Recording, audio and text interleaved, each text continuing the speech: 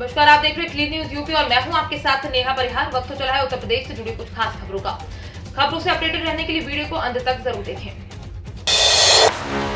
होली से पहले 200 आउटसोर्सिंग कर्मचारियों को नौकरी से हटाने के आदेश। होली से पहले लखनऊ के सरकारी अस्पतालों में तैनात आउटसोर्सिंग कर्मचारियों को तगड़ा झटका लगा है। आउटसोर्सिंग पर तैनात करीब 200 कर्मचारियों को नौकरी से हटाने के आदेश हो गए हैं। इससे कर्मचारियों की होली बदरंग हो गई है। कोविड के मद्देनजर जनवरी में तैनात किया गया था।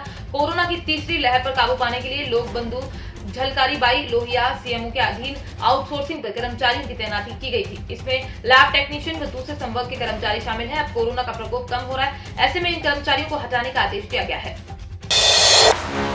सीएम योगी के दंगेश वाले बयान का अखिलेश ने दिया जवाब। कहा, सुबह उठकर शीशे में जिसे पहले देखोगे वो है दंगेश। चंदौली में समाजवादी पार्टी के राष्ट्रीय अध्यक्ष अखिलेश यादव चंदौली पहुंचे, जहां पर चंदौली पॉलिटेक्निक कॉलेज ग्राउंड पर समाजवादी पार्टी के चारों प्रत्याशियों के समर्थन में सभा को संबोधित किया। इस दौरान भारी भीड़ देखकर अखिलेश यादव काफी उत्साहित नजर आए। सभा को संबोधित करते हुए अखिलेश यादव ने भारतीय जनता पार्टी और सीएम योगी आदित्यनाथ पर जमकर निशाना साधा। सपा राष्ट्रीय अध्यक्ष अखिलेश यादव ने कहा कि जब से छठे चरण के चुनाव खत्म हुए तब से भारतीय जनता पार्टी के छक्के छूट गए हैं।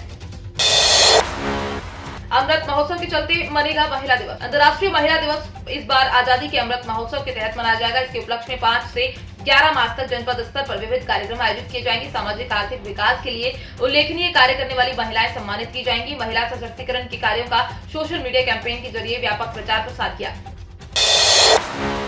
अंत्योदय कार्ड धारकों के लिए सहारा साबित हो रहा है आयुष्मान कार्ड। आर्थिक रूप से कमजोर व्यक्ति अक्सर इलाज करवा पाने में असमर्थ होते हैं। ऐसे गरीब परिवार में कोई अनहोनी न हो, इसके लिए मुख्यमंत्री जन आरोग्य अभियान के तहत अंत्योदय कार्ड धारकों को आयुष्मान योजना से जोड़ने का कार्य किया गया। जनपद में 22,954 अंत्योदय कार्ड धारकों के आयुष्मान कार्ड बनाए गए हैं। सत्र में 501 अंत्योदय कार्ड धारकों ने आयुष्मान योजना से लाभ लिया है।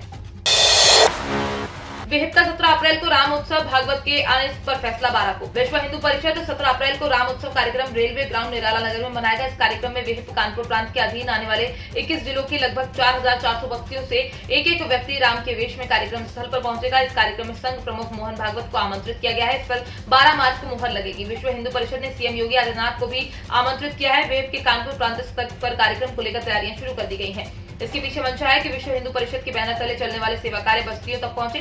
धार्मिक कार्यक्रम के जरिए बस्तियों को जोड़ने की कार्य योजना बनी है। दर्शनार्थियों की बड़ी डिमांड, सप्ताह भीतर दूसरा टूर पैकेज। अयोध्या, काशी और गंगा सागर के साथ ही कोलकाता में काली मंदिर दर्शन को लेकर लोगों में पहले से ज्यादा आस्था है। इन जगहों की साथ साथ दर्शन कराने के पैकेज में आमजनों की रुचि बढ़ी तो रेल टूरिज्म और कैटरिंग कॉर्पोरेशन ने पहली बार मार्च में ही 2 टूर पैकेज शुरू करने का फैसला किया है। IRCTC के प्रबंधक अमन ने बताया कि पहला टूर पैकेज 7 से 16 मार्च तो दूसरा 21 से 30 मार्च के बीच होगा।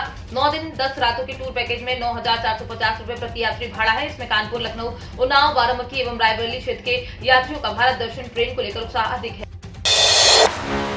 यूपी के अंतिम विधानसभा में गरजे सीएम योगी। कहा, गरीबों का राशन खुद खा जाते थे सपा बसपा के लोग। 7वें चरण में चुनाव प्रचार के अंतिम दिन मुख्यमंत्री योगी आदित्यनाथ ने शनिवार को सोनभद्र में दुधी स्थित टाउन हॉल क्लब मैदान में सपा बसपा पर तीखा प्रहार बोला।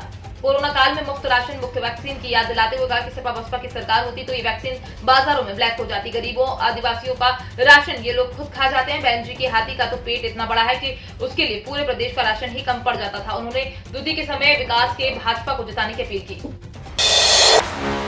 10वीं पास के लिए बैंक में नौकरी पाने का सुनहरा अवसर, ऐसे करें आवेदन। 10वीं पास उम्मीदवारों के लिए बैंक में नौकरी पाने का शानदार मौका है। इंडियन बैंक में सिक्योरिटी गार्ड के पदों पर भर्ती के लिए एक नोटिफिकेशन जारी किया है। नोटिफिकेशन के मुताबिक सिक्योरिटी गार्ड के 202 पदों पर भर्ती की जाएगी। इच्छुक और योग्य उम्मीदवार इंडियन बैंक की आधिकारिक वेबसाइट indianbank.in के माध्यम से ऑनलाइन आवेदन कर सकते हैं। आपको बता दें, ऑनलाइन अप्लाई की आखिरी तिथि 9 मार्च है। सिक्योरिटी गार्ड के पद के लिए आवेदन करने वाले उम्मीदवारों की आयु 26 वर्ष होनी चाहिए। सरकारी नियमों के अनुसार आरक्षित वर्ग के लिए छूट दी गई है। अन्य पिछड़ा वर्ग को 3 साल और अनुसूचित जाति और जनजाति को 5 साल की छूट दी गई है।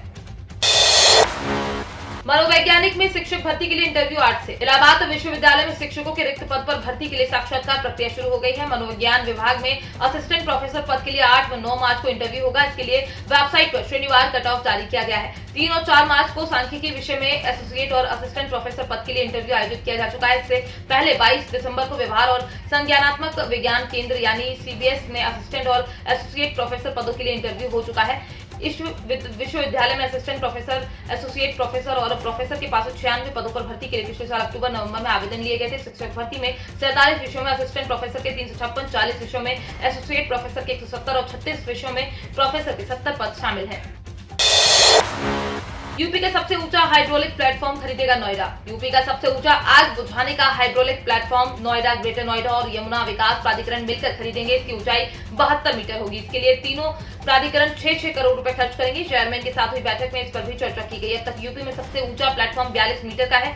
आचार संहिता हटते ही प्राधिकरण की बोर्ड बैठक में इस प्रस्ताव को रखा जाएगा। नोएडा में 100 मीटर से ज्यादा ऊंची इमारत है। इन इमारतों के ऊपरी तल पर आग लगने या हादसा होने पर यहां तक पहुंचने के लिए अग्निशमन विभाग के पास पर्याप्त इंतजाम नहीं है। ऐसे में बमुश्किल ही यदि किसी की जान पर बनाई तो उसे बचाया जा सके। अभी विभाग के पास सिर्फ 42 मीटर और 32 मीटर ऊंचे दो हाइड्रोलिक प्लेटफॉर्म है। एक आकलन के अनुसार नोएडा ग्रेनो में करीब 3000 हाई राइज इमारत है। तो ये थी दिन भर की 10 बड़ी और अहम खबरें। खबरों से अपडेटेड रहने के लिए क्लीन न्यूज यूपी को सब्सक्राइब करना बिल्कुल ना भूलें और आप न्यूज कहां से देख रहे हैं कमेंट में जरूर बताएं और वीडियो को लाइक भी करें।